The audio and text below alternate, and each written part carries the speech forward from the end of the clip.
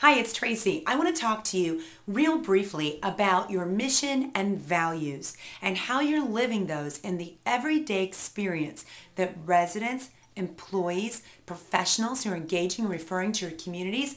I want to talk to you about how they are experiencing what you are promising to deliver.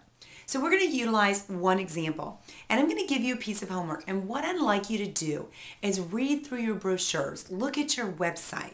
You already know this, but I want you to kind of mull through some of your information and pull out just one of your core values that you have for your community. Then what I want you to do after you pull that out is go and kind of put yourself in the mind of your residents. Be very keen on your next tour. And when you're out doing outreach, I want you to really challenge yourself to ask this question of all three of these scenarios. Are we living this message? Are people experiencing this core value as a result of interacting with our community? Or is it just something we have written on paper, placed on the website, that's an idea and it sounds good, but it's not really being lived? So let me give you an example. Let's say that on your site and in your information, one of your core values is personalized service.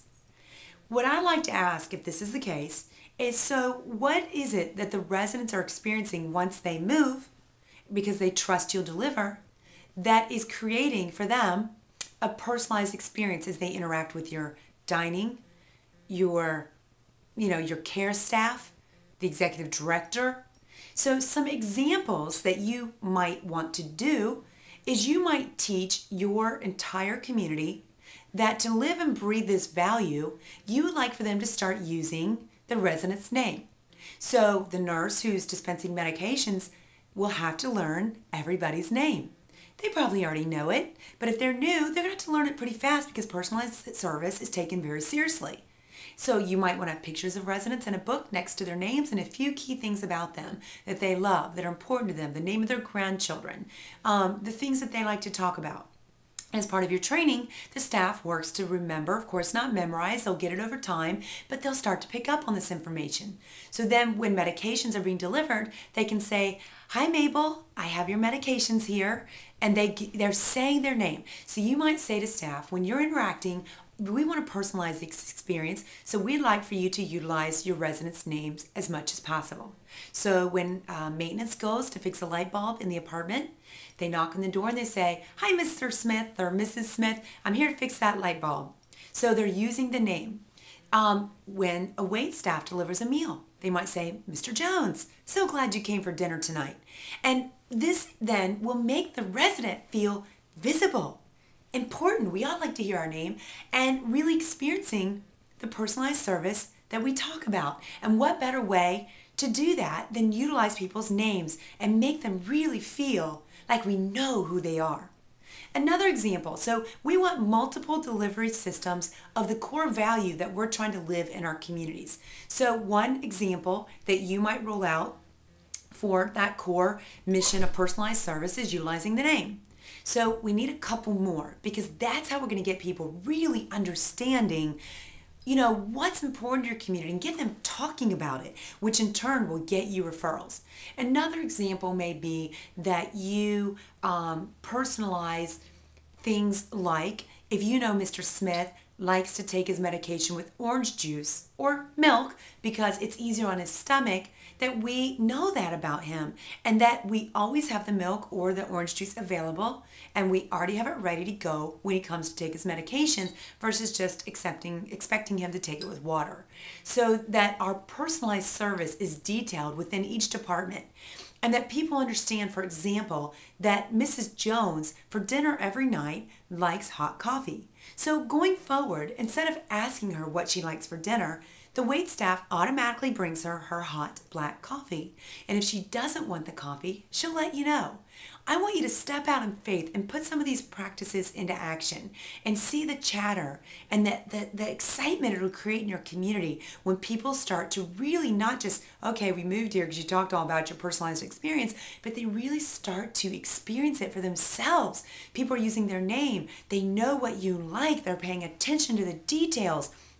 And, then they're going to tell their adult children. They're going to tell their friends that they're interacting with outside of the community. And then you also want to take that when people come in to tour with you. How can you exemplify on the tour that you offer personalized service? Well, the great news is, as your families are there visiting, they're going to see the staff calling the residents by name in a very personal way.